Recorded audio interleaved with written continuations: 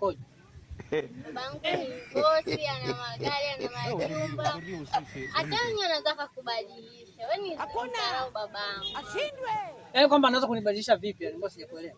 Akubadilisha, unaishi kwenye nyumba mazuri kama nilipotoka. Huko kwenye pabaya. Wewe kwa zenyewe hata sikujui. Engane tapieso.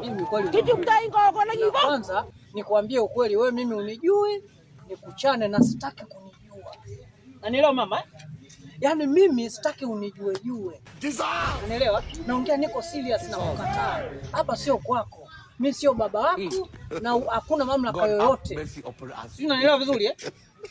Yule mamako mimi aliniambia hana mtoto. Wewe unatoka wapi? Sasa wewe unakuja unasema yule mama wako.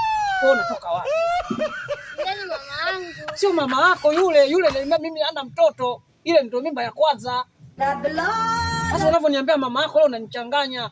Wewe mimi sikujui. Very stupid.